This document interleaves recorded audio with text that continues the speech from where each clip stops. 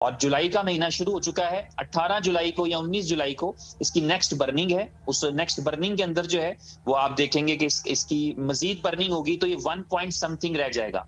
यानी कंटिन्यूसली ये बर्निंग होती चली जा रही है और कंपनी इसको बर्न करते करते अप्रोक्सीमेटली 16, 18, 20 महीने के अंदर 20 बिलियन के ऊपर ले आएगी, 20 बिलियन के ऊपर, यानी सिर्फ 20 अरब की सप्लाई रह जाएगी। और कम्युनिटी कितनी है?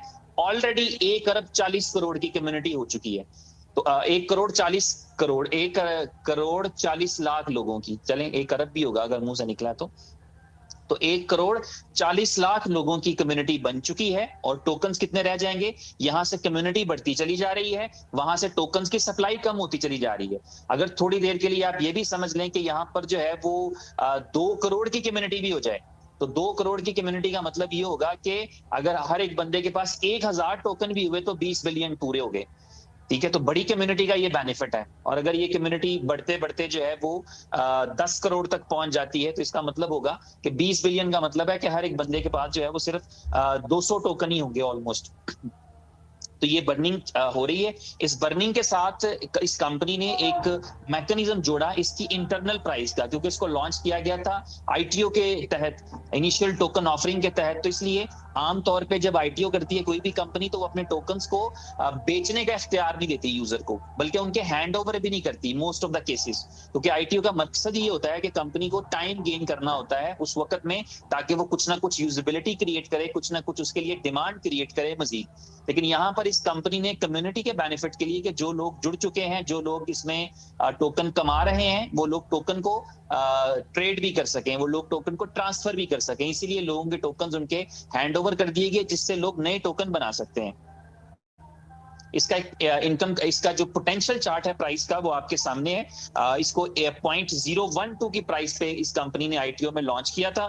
उसके बाद बर्निंग के ऊपर इसकी प्राइस 0.02 हो गई, 0.03 हो गई, 0.05 हो गई, 0.06 हो गई, यानी 6 सेंट होगी। इसकी अगली जो प्राइस होने के लिए जा रही है वो 7 सेंट हो जाएगी, फिर 8 सेंट हो जाएगी, फिर 10 सेंट, फिर 20। ये इंटरनल प्राइस है, ये एक्चुअली इसकी वैल्यूएशन है बेसिकली कंपनी की तरफ से। और जब ये 2 सेंट की प्राइस पे 1 सेंट की प्राइस पे पहुंच जाएगा 16 महीने में, तो उसके नेक्स्ट मंथ के अंदर ये कंपनी इस टोकन को, बी लव टोकन को $2 की प्राइस पे, यानी अगर कोई बंदा इस नेटवर्क के जरिए से $1 पे भी परचेज कर रहा होगा तो उसके पास ये अपॉर्चुनिटी रहेगी कि वो $2 की प्राइस के ऊपर इसको जो है वो ट्रेड कर सकेगा, इसको बेच सकेगा आउटर एक्सचेंजेस के अंदर।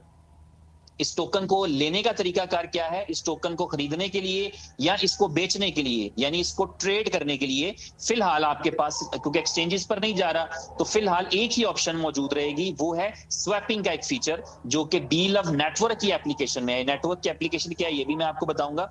तो बी लव का एक स्वैपिंग फीचर रहेगा जिसके अंदर आप ट्रेड कर सकेंगे। इसमें बाय करने के लिए अगर आप स्वैप करना चाहें तो आपके लिए कोई लिमिटेशंस नहीं रहेंगी, लेकिन अगर आप इसको सेल करना चाहें या ट्रेड करके, बेसिकली ट्रेड है, आप BLV देकर USDT ले सकते हैं या BUSD ले सकते हैं, या BUSD और USDT देकर आप BLV ले सकते हैं। तो ये दोनों ऑप्शंस आपके पास मौजूद रहेंगे इस